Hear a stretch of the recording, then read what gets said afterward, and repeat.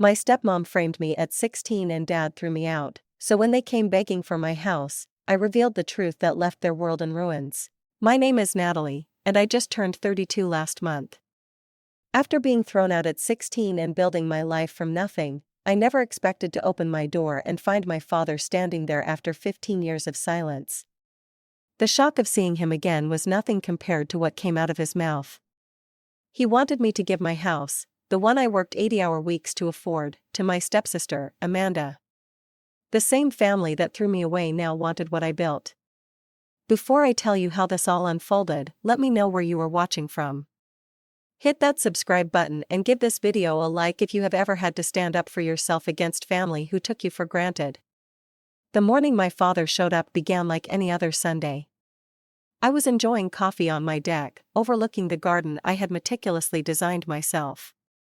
My 3-bedroom, craftsman-style home sits on a quiet street in a neighborhood I once could only dream of affording. The white oak floors, open kitchen with marble countertops, and the reading nook by the bay window were all details I had carefully chosen when I purchased it 2 years ago. This house represented everything I had fought for since that rainy night when I was 16. After 15 years of relentless work, my real estate agency has become one of the most respected in the area. Starting as a receptionist and working my way up, I now have a team of 8 agents working under me. My specialization in helping first-time home buyers has given me a reputation for honesty and dedication that brings clients through referrals alone. Last year, we closed over $15 million in sales, and I was featured in the local business journal as one of the top 40 under 40 entrepreneurs. The material success means something to me, I won't lie. But what matters more is the stability I created. My home is my sanctuary. Each morning begins with a 5-mile run with my rescue dog, Cooper, a golden retriever mix who came into my life 4 years ago when he was abandoned, much like I was. We found each other at the local shelter, and his loyal companionship has been a constant source of comfort through some lonely nights. My chosen family has been equally important to my healing. Sarah, my best friend since 7th grade, has been my rock. When everyone else disappeared, her family took me in until I graduated high school. We still have dinner together every Wednesday, a tradition that has survived boyfriends, her marriage, and the birth of her 2 children, who call me Auntie Nat. Then there is Kevin, my mentor in real estate, who saw potential in me when I was just a broke 19-year-old serving him coffee. His guidance helped me navigate the business world when I had no role models to follow. My therapist, Dr. Winters, deserves credit too. For 6 years, I worked through the abandonment issues and learned to trust again. The journey hasn't been easy. There were panic attacks in the early years, nights spent questioning my worth, and a persistent fear that everything I built could disappear in an instant. Through therapy, I learned that my hypervigilance and perfectionism were armor I built to protect myself after my father's betrayal. Dating has been complicated. I have had a few serious relationships, but my independence is something I guard fiercely. My last boyfriend couldn't understand why I refused to add his name to anything I owned, even after 2 years together. He called me untrusting. Maybe I am. But when you have had everything taken away once, you learn to protect what you rebuild. My community involvement has become another source of strength. I volunteer at a shelter for teens who have been displaced from their homes, understanding their situation better than most. Twice a month, I teach financial literacy workshops, helping these young people understand how to build credit, save money, and eventually become homeowners themselves. Giving back helps me make sense of my own journey. The stability of my routine grounds me: Sunday brunches on my deck, Monday strategy meetings with my team, Wednesday dinners with Sarah and her family, Friday movie nights with friends. This predictable rhythm is something I created for myself, a stark contrast to the chaos of my teenage years. I have built a good life, one sturdy brick at a time. So, when my doorbell rang that Sunday morning, I had no idea that the carefully constructed peace I had built was about to be disturbed by ghosts from my past. To understand the magnitude of what happened when my father appeared on my doorstep, you need to know where our story began. Before the betrayal, before the lies, we were once a happy family. My early childhood memories are filled with warmth. My mom, Eleanor, was a kindergarten teacher with a laugh that could fill an entire room. My father, Thomas, worked as an engineer at a local manufacturing plant. We lived in a modest 3-bedroom home in a middle-class neighborhood with good schools and weekend barbecues with neighbors. Mom made every holiday magical. She would transform our home for each season, baking cookies that made the whole house smell like cinnamon and vanilla. Dad was the practical one, teaching me how to change a tire when I was 9 and explaining how the world worked in patient, logical terms. They balanced each other perfectly, and I never doubted I was loved. When I was 10, Mom was diagnosed with aggressive breast cancer. The next 8 months became a blur of hospital visits, the sharp smell of antiseptic, and watching my vibrant mother shrink before my eyes. Despite the pain, she remained focused on making memories with me. We made a memory box together, filling it with letters she wrote for my future milestones, recordings of her reading my favorite books, and small gifts she wanted me to have when she was gone. She died on a Tuesday in April. I remember the cherry blossoms were blooming outside her hospital room window. Dad held her hand on one side, and I held the other. Her last words to me were, "Find joy, Natalie, even when it seems impossible." Dad and I grieved together. We would sit on the back porch swing she loved, sometimes talking about Mom, sometimes sitting in silence with our shared loss. He kept all her photos up and made sure we still celebrated her birthday each year with her favorite chocolate cake. When I had nightmares, he would sit by my bed until I fell back asleep, just as he had when I was little. We developed new rituals. Sunday morning pancakes became our thing.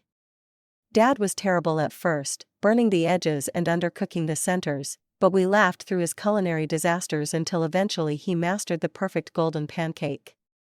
We started hiking on weekends, something Mom had always wanted to do but never got the chance. In the wilderness, among the trees and alongside rushing streams, we both found moments of peace. Sarah became an even more important part of my life during this time. Her mom would often invite me over for dinner, understanding that Dad was doing his best, but sometimes a girl needed maternal energy. Sarah and I would stay up late talking about everything and nothing, and her steady presence kept me grounded when grief threatened to pull me under. For almost 2 years, it was just Dad and me, figuring out our new normal.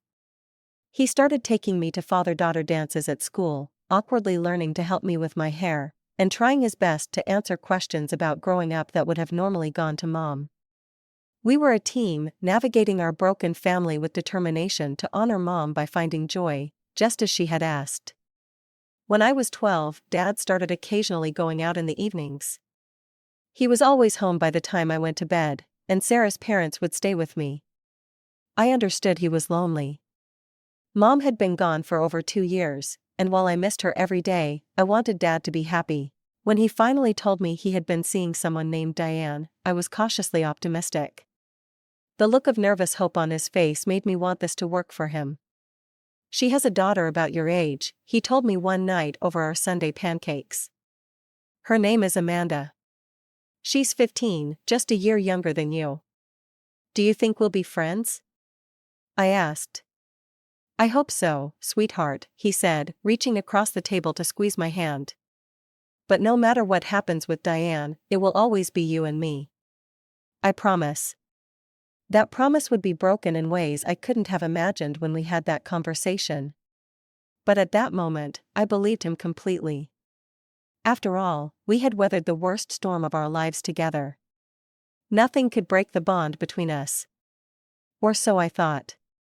The first time I met Diane, she brought homemade apple pie and complimented the Science Fair award displayed on our bookshelf. She had shoulder-length blonde hair, carefully applied makeup, and a warm smile that crinkled the corners of her eyes.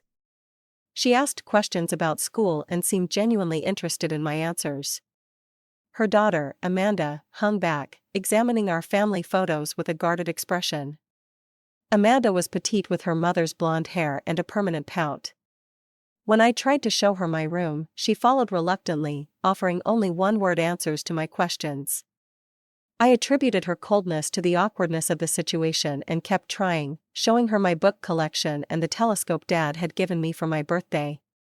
"My mom says your dad makes good money," she said suddenly, running her finger along my dresser. I guess he works really hard, I replied, uncomfortable with the direction of the conversation. We've moved 3 times since my dad left, she continued. Maybe now we can stay in one place. In retrospect, that comment was my first warning, but I was too naive to recognize it. The courtship moved quickly. Within 6 months, Dad proposed. I found out when they came home one night, Diane flashing a diamond ring, and both of them flushed with happiness. I pushed down my unease and hugged them both, telling myself that Dad deserved this second chance at love. They married in a small ceremony at a local hotel. I was a junior bridesmaid, wearing a blue dress that Diane had selected. During the reception, I overheard Amanda telling a cousin, "My mom always gets what she wants." Always. The triumphant edge in her voice sent a chill through me. Everything changed after they returned from their weekend honeymoon. Diane and Amanda moved into our house, bringing carloads of belongings that somehow took precedence over our existing things. Mom's reading chair was relegated to the basement to make room for Diane's larger armchair. Family photos were rearranged, with many of Mom's pictures disappearing from common areas, now only found in my room and Dad's office. Diane established new household rules. Chores were divided, but somehow I always had more responsibilities than Amanda. When I pointed this out, Diane would smile tightly and say, "Amanda struggles with her asthma, sweetie. We need to be understanding." Yet Amanda's asthma never seemed to prevent her from joining the school swim team or spending hours at the mall with friends. The dynamic with Dad shifted subtly at first, then more dramatically. Before Diane, he would help me with homework at the kitchen table. Now he was often occupied with Amanda's latest crisis or Diane's requests. Our Sunday pancake tradition faded away, replaced by Diane's preference for church, followed by brunch at a local restaurant where she could showcase her perfect new family. "Your father and I feel that Amanda needs more attention right now," Diane explained when I asked why Dad had missed my science competition. "The divorce was very hard on her, and she's still adjusting." "You're so independent, Natalie. It's one of the things we love about you." Independence became a double-edged sword. Being self-sufficient meant being overlooked. While Dad attended all of Amanda's swim meets, he made it to fewer and fewer of my events. Diane would smooth over his absences with explanations that always positioned Amanda's needs as more urgent than mine. Then came the small incidents: money missing from my desk drawer, a torn page in a book Mom had given me, my school project mysteriously damaged the night before it was due. When I raised these issues, Diane would sigh and say, "Teenagers are always so dramatic. It must be hard being an only child for so long." Amanda's attitude toward me oscillated between cold indifference and active hostility. In front of Dad, she would make efforts at sisterly bonding, suggesting we watch movies together or offering to braid my hair. As soon as he left the room, she would abandon these activities, often with a cutting remark. "He feels sorry for you because your mom died," she told me once while we were alone in the kitchen. "That's the only reason he pays attention to you at all." I tried telling Dad about these comments, but he brushed them off as normal sibling adjustment. "Give her time, Natalie. This is new for everyone." The gaslighting became more frequent. Items would disappear from my room, only to be found in my backpack or under my bed, making me look careless or forgetful. Conversations I was certain we'd had were denied entirely. "We never said you could go to Sarah's this weekend." "You must have dreamed it," Diane would insist, while Dad looked on with confusion. Despite the increasingly toxic home environment, I maintained my grades, focusing on school as both an escape and a potential ticket to freedom through college scholarships. I kept detailed records of my belongings and conversations in a journal I hid under my mattress, trying to maintain my grip on reality when everything I said was questioned. Sarah remained my lifeline, the one person who witnessed the before and after of our family dynamic. "Your stepmom is manipulative," she observed after spending an afternoon at our house. "The way she acts when your dad is watching versus when he's not around is seriously messed up." By the time I was 16, home had transformed from a sanctuary to a battleground where I was constantly on the defensive. I walked on eggshells, trying to avoid giving Diane or Amanda any ammunition to use against me. Dad had become a shadow of the man who had once been my closest ally, now so entranced by his new wife that he could barely see what was happening right in front of him. I still loved him desperately and kept trying to reconnect, leaving notes in his lunchbox like Mom used to do or asking about his day when we had rare moments alone. Sometimes I'd catch glimpses of our old relationship, but they were fleeting, always interrupted by Diane's needs or Amanda's demands. I held on to hope that things would improve, that Dad would eventually see through the manipulation.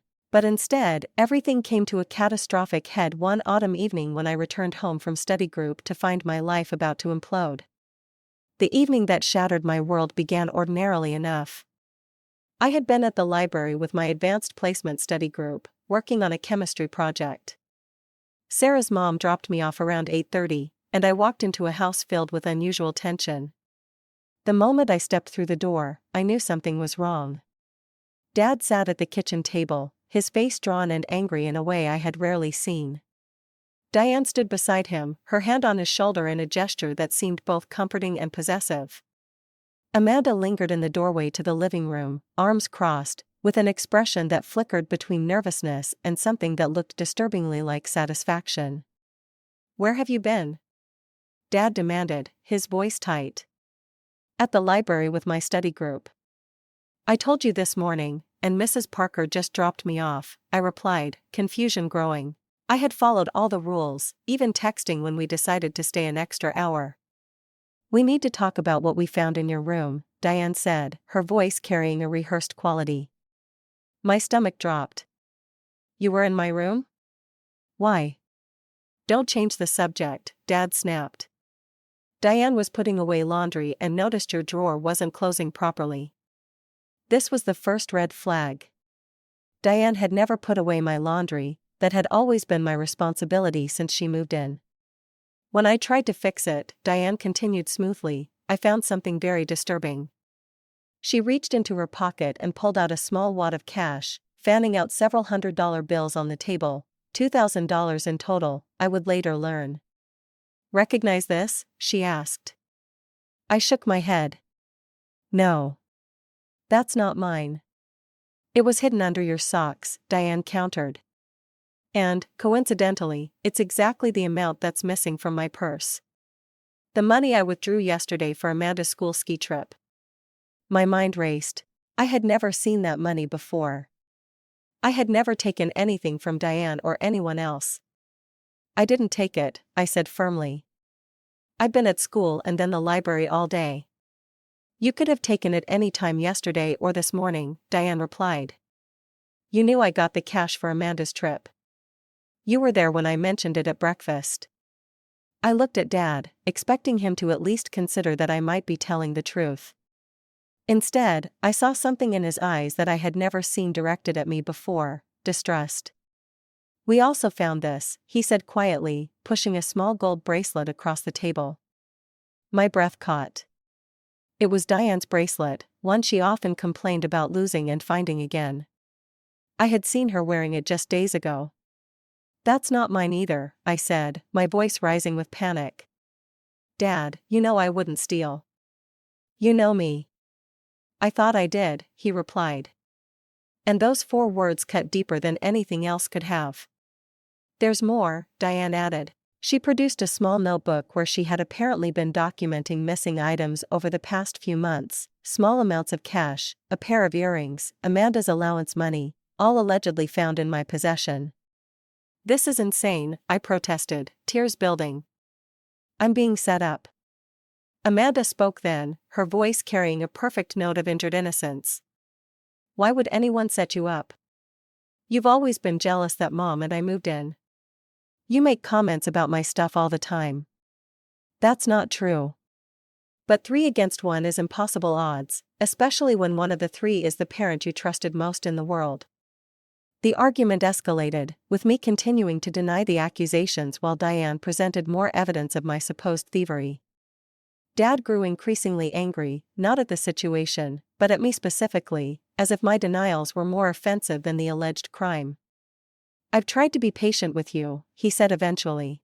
"I know you've been struggling with the changes in our family, but this has gone too far." "I didn't do this," I repeated, my voice breaking. "Dad, please believe me. I would never steal." He shook his head, disappointment radiating from him. The evidence is right here, Natalie. If you can't be honest, how can we trust you under our roof? The ultimatum came next, delivered by my father with Diane whispering in his ear. You have two choices, he said. You can admit what you've done, apologize to Diane and Amanda, return everything you've taken, and accept being grounded for the next 3 months. Or. He paused, and I saw a flicker of something in his eyes, doubt, regret, whatever it wasn't strong enough. Or you can continue to deny it, and you'll need to leave this house. The words hung in the air, impossible and devastating. 16 years old, and my father was threatening to throw me out over a lie. You can't be serious, I whispered. Dead serious, he replied. I won't have a thief in my house, especially one who refuses to take responsibility. I looked at each of their faces. Amanda couldn't quite hide her smirk. Diane maintained a mask of sad disappointment, and Dad, my champion, my protector, looked like a stranger. In that moment, something broke inside me. If I admitted to a lie, I would lose myself. If I maintained my innocence, I would lose my home and my father. An impossible choice for a 16-year-old. But somehow, the decision was crystal clear. I didn't take anything, I said, my voice suddenly calm. And I won't say I did. Dad's jaw tightened. Then you need to pack your things. I stood there, stunned by the finality of it. You're choosing them over me. You've chosen dishonesty, he countered. You've left me no choice. I ran upstairs to my room, which had already been violated by their search. With shaking hands, I pulled out my school backpack and a duffel bag. What does a 16-year-old take when their life is being uprooted? I grabbed practical things, clothes, toiletries, my school notebooks.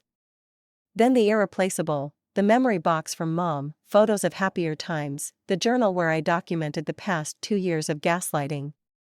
As I packed, rain began to fall outside, a perfect backdrop to the destruction of my world. I could hear them talking downstairs, Diane's voice soothing, probably convincing Dad he was doing the right thing, that I needed to learn a lesson. I called Sarah, my fingers trembling so badly I could barely dial.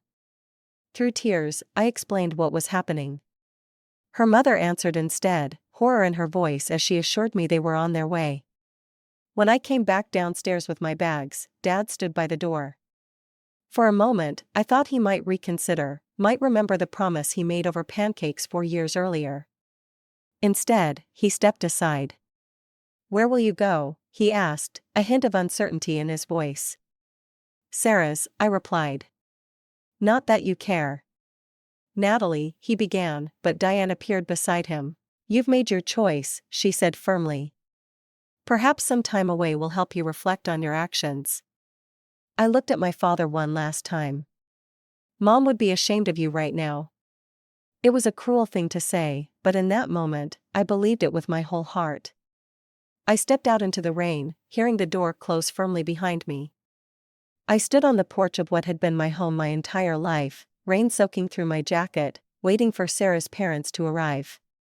That night, in Sarah's bedroom, I cried until there were no tears left. Her parents assured me I could stay as long as needed, but we all knew this wasn't a temporary situation, something fundamental had broken, and there would be no going back to the way things were before. In the days that followed, I expected Dad to call, to come to his senses. He didn't. I returned to school, facing whispers and stares as news of my situation spread. The guidance counselor helped me understand my options as a minor who had been effectively abandoned. Sarah's parents considered seeking temporary guardianship but worried about legal battles with my father. A week after being thrown out, I received a box on Sarah's doorstep. Inside were more of my belongings, packed haphazardly. At the bottom was a note in Dad's handwriting. When you're ready to admit what you did and apologize, we can discuss you coming home. There was no apology for his disbelief, no acknowledgement of the magnitude of his betrayal, just a continued assumption of my guilt. I folded the note carefully and placed it in my mom's memory box alongside a bank statement I had found while packing, a statement showing Diane had withdrawn exactly $2,000 the day before accusing me of stealing it, evidence I had discovered too late but would keep for 15 years, waiting for the day the truth might finally matter. The months following my expulsion from home were a crash course in adult responsibility. Sarah's parents, John and Margaret Parker, became my lifeline. They converted their home office into a bedroom for me and helped me navigate the complicated legal situation of being a minor not living with my legal guardian. "You can stay with us through graduation," John assured me. "We've spoken to a lawyer friend. Your father hasn't legally abandoned you since he's still providing some financial support, but he's on thin ice legally." Dad had begun sending the Parkers a check each month, a tacit acknowledgement that he had abdicated his parental responsibilities but wanted to avoid legal consequences. Never once did he call or visit.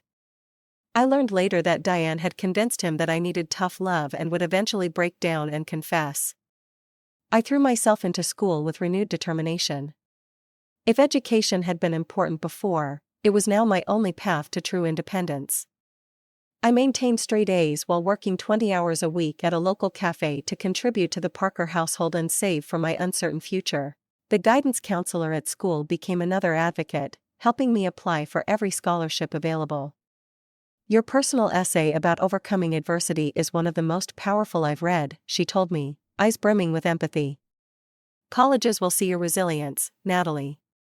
Graduation day arrived with mixed emotions. Pride in my accomplishments and 4 substantial scholarships to the state university, but also the ache of looking out at the audience and not seeing my father there. I had sent him an invitation against the advice of everyone who cared about me. He didn't come, didn't acknowledge it. Instead, I had the Parkers, Sarah, and several teachers cheering loudly as I accepted my diploma and the Academic Achievement Award. That summer, I found a tiny apartment with a roommate, another scholarship student named Jessica. The place was shabby, with unreliable heating and paper-thin walls, but it was the first space that was truly mine. I worked 2 jobs, saving every penny possible for textbooks and the expenses my scholarships wouldn't cover. It was at one of those jobs, serving coffee at a local cafe, that I met Kevin Reynolds. He was a regular customer, always ordering the same thing: large black coffee, blueberry muffin, easy smile. He was in his 40s, with salt and pepper hair and kind eyes that noticed things others missed. "You look exhausted today," he commented one morning after I had stayed up all night finishing a paper. "College student. That obvious?" I managed a tired smile. I recognized the look. "Business major?" I nodded. "With a minor in finance." Smart combination. He took his change and then unexpectedly handed me a business card. "My real estate office needs a part-time receptionist. Better pay than coffee shops, more regular hours." Think about it. That business card changed the trajectory of my life. Working at Reynolds Realty taught me about more than answering phones and scheduling appointments. Kevin became a mentor, taking time to explain the business of real estate from the ground up. "You have a natural talent for this," he told me after I had been there 6 months and he overheard me talking to a walk-in client.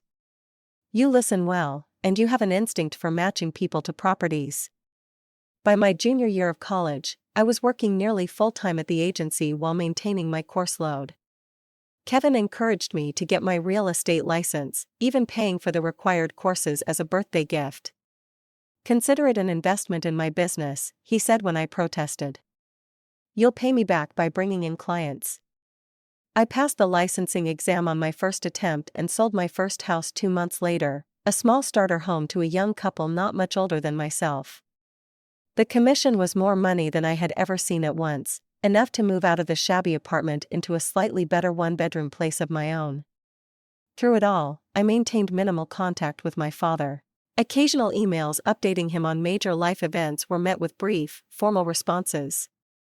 I knew from mutual acquaintances that Diane and Amanda were still in the picture, that Amanda had dropped out of community college and was working retail jobs while living at home.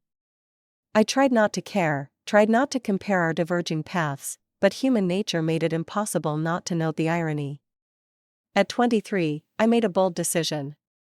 Using my savings and a first-time home buyer program, I purchased a small 1-bedroom condo. It needed work, with outdated appliances and carpet that had seen better days.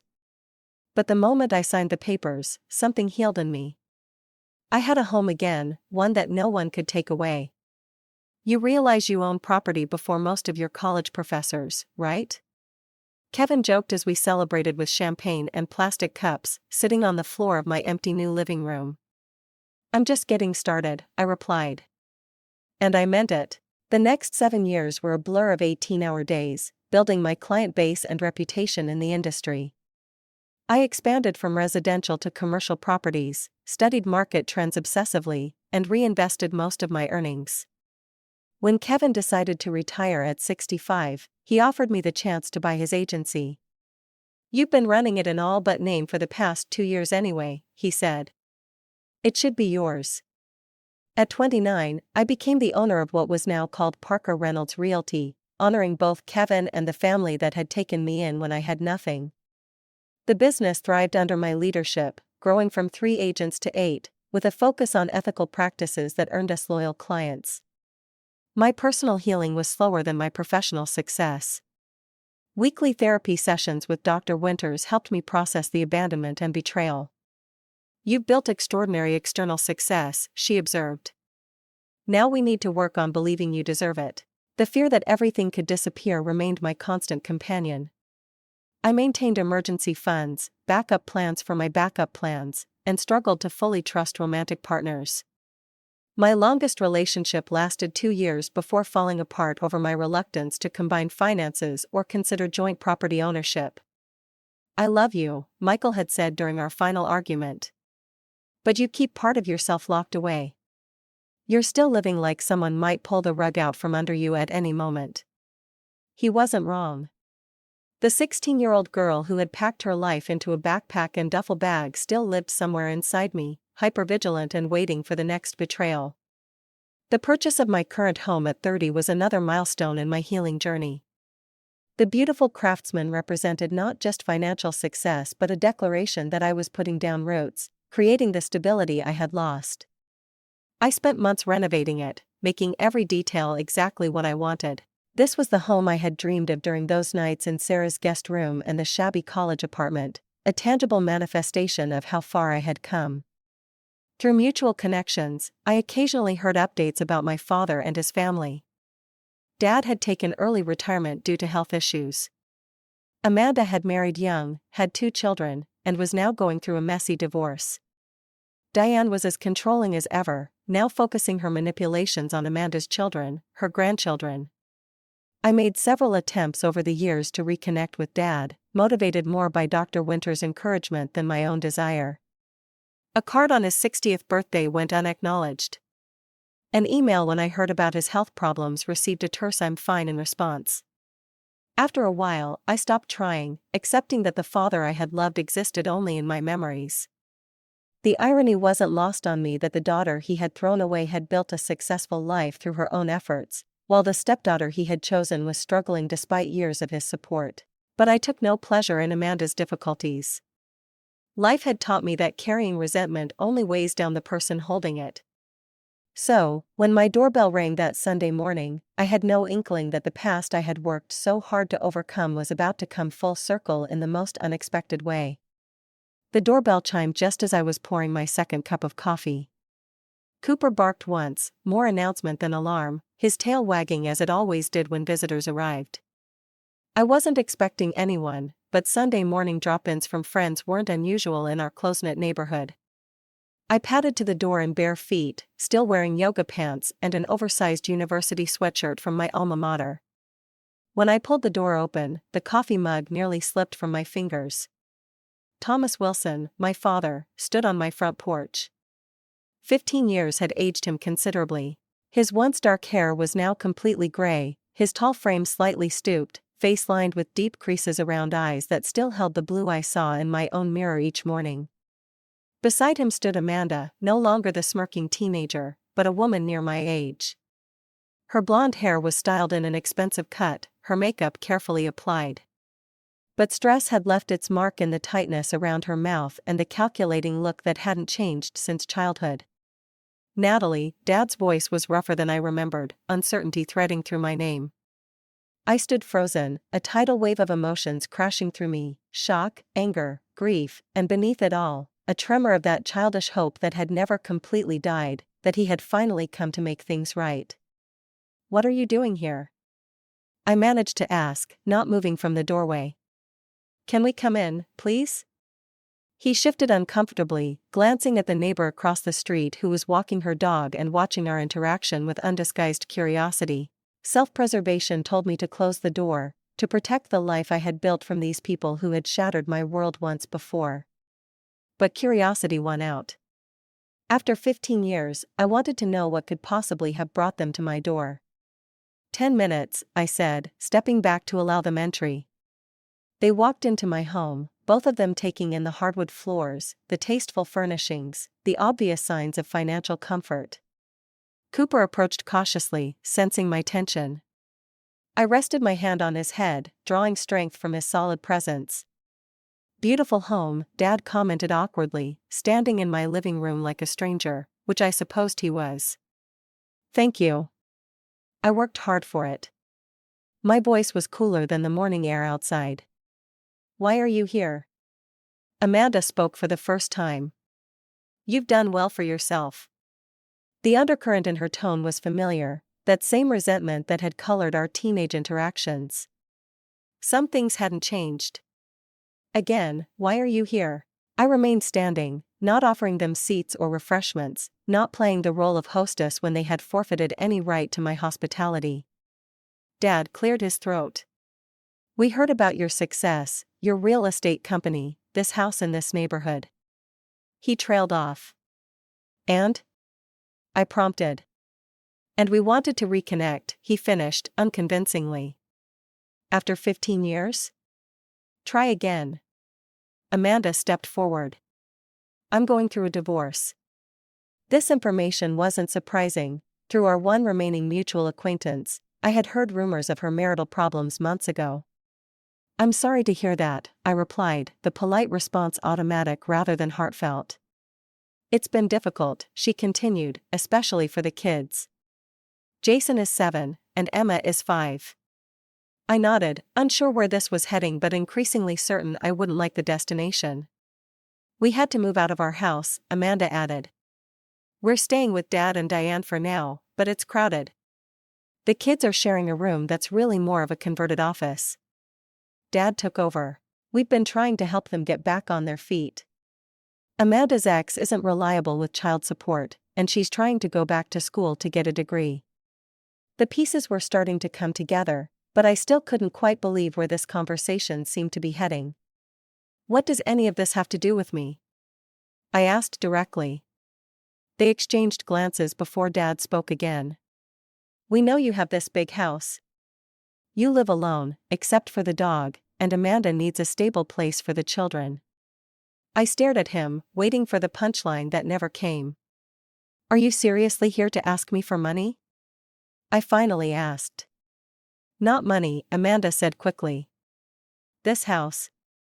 We thought maybe you could let us live here or even sign it over. You must have other properties through your business." The audacity stole my breath. 15 years of silence, of abandonment, and they had come to ask for my home, the home I had sacrificed and worked 80-hour weeks to afford. "You want me to give you my house?" I repeated, certain I must have misunderstood. Dad at least had the grace to look uncomfortable. "Not give, exactly. Maybe you could move to a smaller place. You don't need all this space for just yourself. Amanda has the children to consider. And family should help family," Amanda added with breathtaking hypocrisy. A laugh escaped me, sharp and disbelieving. "Family? Is that what we are?" "Blood is blood," Dad said quietly. "Despite everything."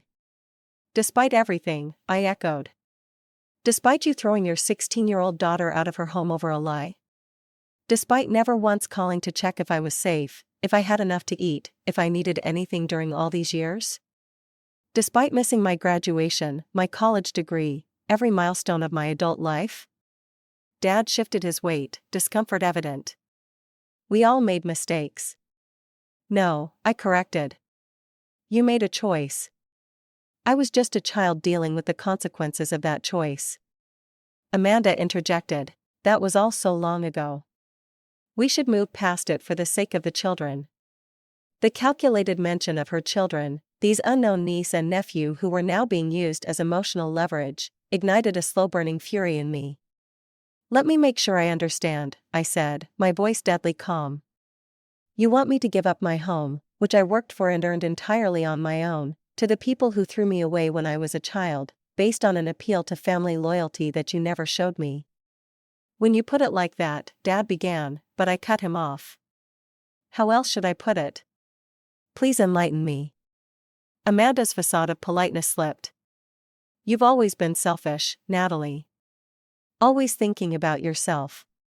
Meanwhile, I have 2 children who need stability. Selfish, I repeated, incredulous. I was homeless at 16 because of you and your mother. Everything I have, I built from nothing after you took everything from me. That's ancient history, she dismissed. You're clearly doing fine now, better than fine. You could easily afford another place.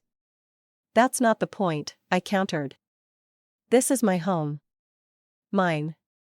I don't owe you anything. Dad tried a different approach. I know things ended badly between us. Ended badly? I interrupted. Things didn't end badly. You chose to believe I was a thief without evidence. You chose your new wife over your daughter. You abandoned me. I sent money to the Parkers, he defended weakly. The bare minimum to avoid legal consequences, I corrected. Never enough to actually support me. Never with a call or visit to see how I was doing. An uncomfortable silence fell. I could see them recalculating, trying to find the angle that would get them what they wanted. I understand you're still hurt, Dad finally said. But don't punish the children for past mistakes. Something in me snapped at the manipulation. Don't you dare use those children as pawns. If you cared about them having stability, you would have helped Amanda create that herself, not come begging for my house. We're not begging, Amanda said sharply. We thought you might want to make up for the favoritism Dad showed you when we were younger. The statement was so divorced from reality that I actually laughed. Favoritism? Are you delusional? He chose you and your mother over me.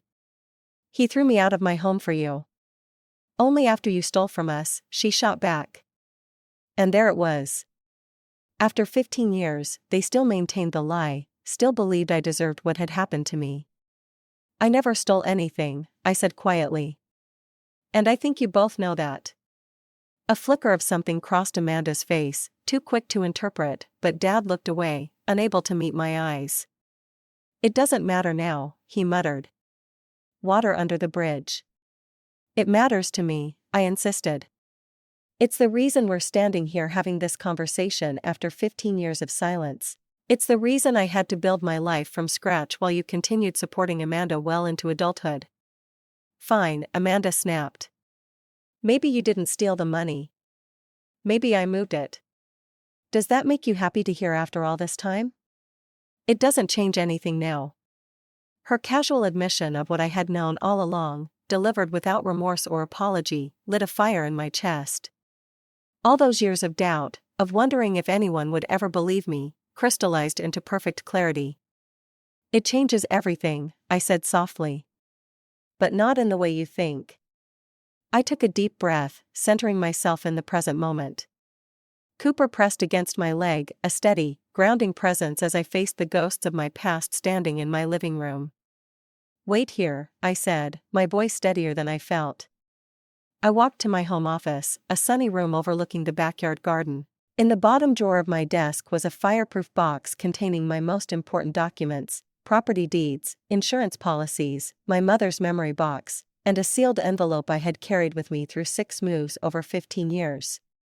When I returned to the living room, Dad and Amanda were whispering to each other, falling silent as I entered.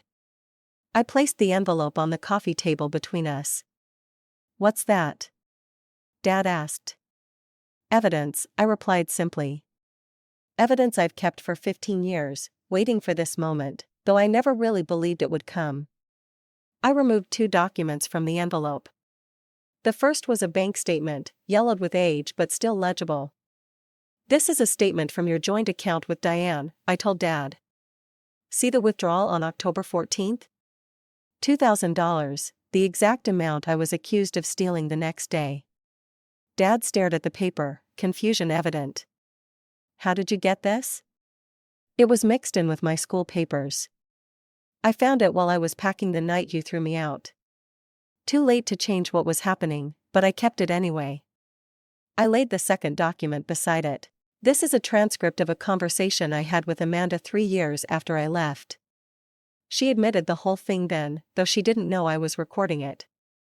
Amanda's face flushed with anger. "You recorded me without permission? That's illegal. Actually, in this state, only one party needs to consent to recording. And frankly, after what you did to me, I'm not particularly concerned with your definition of right and wrong." Dad picked up the transcript, scanning the highlighted sections where Amanda had bragged about planting the money and bracelet in my room, about convincing her mother to go along with the plan to finally get rid of the competition. "Is this true?" he asked Amanda, his voice hollow. She tossed her head defiantly. "We were kids. I was jealous.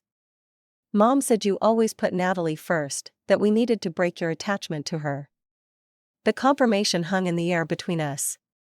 Dad sank onto my couch without invitation, suddenly looking every one of his 65 years. "Diane knew?" he asked, voice barely audible. "Of course she knew," Amanda replied impatiently. "It was her idea. She said you were too blind when it came to your precious daughter." I watched my father absorb this information, the knowledge that he had been manipulated by his wife, that he had discarded his daughter over a deliberate lie. Part of me had imagined this moment for years, had fantasized about the satisfaction of seeing him face the truth. The reality was more complicated, a mixture of vindication and renewed grief for what we had lost. "All this time," he murmured. "All these years?" "Yes," I said simply. "All these years." He looked up at me, eyes swimming with tears. "Natalie, I don't know what to say. I'm so sorry." The apology I had waited 15 years to hear landed with surprising emptiness. It was too little, too late, a band-aid offered for an amputation. "Sorry doesn't rebuild what was destroyed," I said quietly. "Sorry doesn't give me back the years of having a father. We can start over," he suggested, desperation edging his voice. "Now that I know the truth." Amanda interrupted, her tone sharp. "This doesn't change our current situation. You can feel bad about the past all you want, Dad, but we still need a place to live. Natalie still has this house she doesn't need." Her persistent entitlement in the face of her exposed lies was almost impressive in its audacity. "You still don't get it," I told her. "This house represents everything I built after you and your mother destroyed my life. Every brick, every floorboard was paid for with my sweat and determination." I turned to my father. "And you stand there and offer apologies as if words could possibly bridge the chasm between us. Where were you when I was struggling to find a place to live after high school? Where were you when I worked 2 jobs to put myself through college? Where were you for every birthday, every Christmas, every moment I achieved something and had no parent to share it with?" Dad seemed to physically shrink under my questions. I thought. "Diane convinced me that tough love was the only way to reach you, that you would admit what you'd done eventually. And when I didn't, when years passed and I maintained my innocence, did you ever once consider that maybe, just maybe, your daughter was telling the truth?"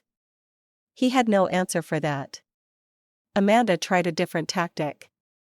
"Look, what happened was terrible. I admit that. We were awful to you, but my children are innocent in all this. They need a stable home. Then provide one for them," I replied, the way I had to provide for myself when I was hardly more than a child. "It's not that simple," she argued. "The job market is tough. Childcare is expensive." "I'm well aware of the challenges," I cut her off. "I faced them alone at 16. You're 31 with family support. Figure it out." "So, you won't help at all?" Dad asked, a hint of the old authority creeping into his voice. After everything I did for you growing up? The audacity of his question left me momentarily speechless. Everything you did for me? I finally managed. You mean fulfilling your basic legal obligation as a parent until I was 16 and then abandoning me? Should I be grateful for that bare minimum effort? I wasn't perfect, he conceded. But I loved you. I still love you. The words I had once longed to hear now rang hollow. Love isn't a feeling, Dad. It's a series of actions. It's showing up. It's believing in your child. It's supporting them even when it's difficult. By any measurable standard, you stopped loving me the night you chose to believe I was a thief. Amanda stood abruptly. This is getting us nowhere. Are you going to help us or not? I looked at her, really looked at the woman who had been at the center of the destruction of my family. There was no remorse in her expression, no real acknowledgement of the damage she had caused, just impatience that her plan to benefit from my success wasn't proceeding as expected. Not a single inch of this house will ever belong to you, I said calmly. Not the smallest corner, not for a day, not for an hour. This is my home, paid for with the life I built after you destroyed my first one. You're still that same selfish girl, Amanda spat. And you're still the entitled one who never faced consequences for her actions, I replied. Some things don't change. I turned to my father. I think it's time for you both to leave. He stood shakily, looking lost in the home of the daughter he barely knew. Natalie, please. We can work through this now that I know the truth. The truth was always there, I interrupted. You chose not to see it. You chose Diane and Amanda over me over and over again. And now you're here, not because you missed me or wanted to make amends, but because you want something from me. That's not fair, he protested weakly. None of this has been fair, I agreed. But unlike you, I've stopped expecting life to be fair. I built my own justice, my own security, my own family of people who actually show up for me. I moved toward the front door, making it clear our conversation was over. Amanda stomped out first, muttering about my selfishness. Dad lingered, looking back at me with pleading eyes. Can I at least have your number? Maybe we could talk again when things are less emotional. I considered his request, weighing the child in me who still longed for her father against the woman who had learned to protect herself from those who would harm her. No, I said finally. I spent years reaching out to you, trying to maintain some connection. You ignored every attempt. You don't get to waltz back into my life when it's convenient for you or when you want something from me. I made a terrible mistake, he admitted. Yes, you did. And mistakes have consequences. This is yours. As he stepped onto the porch, he turned one last time. I really am sorry, Natalie. I nodded, acknowledging his words without accepting them as enough. Goodbye, Dad. I closed the door, leaning against it as the sound of their car starting and driving away filtered through the windows. Cooper nudged my hand with his nose, sensitive to my distress. I slid down to sit on the floor, burying my face in his soft fur as 15 years of bottled emotions finally broke free. I cried for the 16-year-old girl in the rain, for the father I had lost, for the family we might have been in a world without Diane and Amanda's manipulation. And finally, I cried in relief that the truth I had carried alone for so long had finally been spoken aloud. When the tears subsided, I called Sarah, who arrived 20 minutes later with coffee and unwavering support.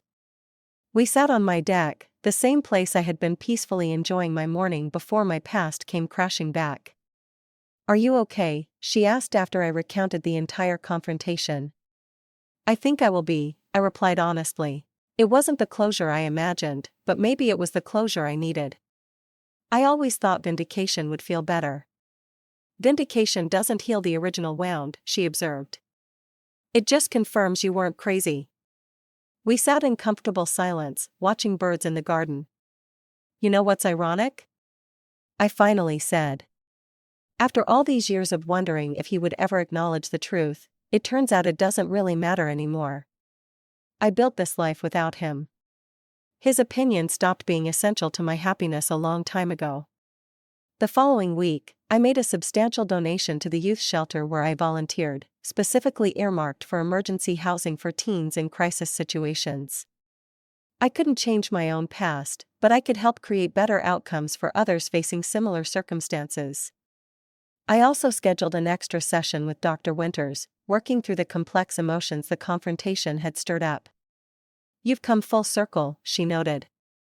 "How does it feel to have stood your ground?" "Empowering," I admitted.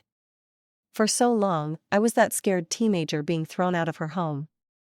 Facing them as an adult, on my terms, in my own home, shifted something fundamental in how I see myself in relation to them. Life settled back into its rhythm. My business continued to thrive. Cooper and I took our morning runs. I had dinner with Sarah's family and movie nights with friends. Gradually, the confrontation with Dad and Amanda took its place as just another event in my history, significant, but no longer defining. 3 months later, a card arrived in the mail with a local postmark.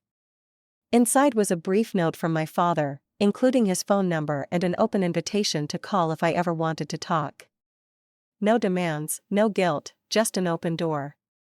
I placed it in my desk drawer, neither accepting nor rejecting the possibility. The choice was mine now, and that made all the difference. My home remained my sanctuary, every corner filled with the life I had created for myself. Not a single inch would ever belong to those who had betrayed me, but every inch told the story of my resilience, my determination, and ultimately, my triumph.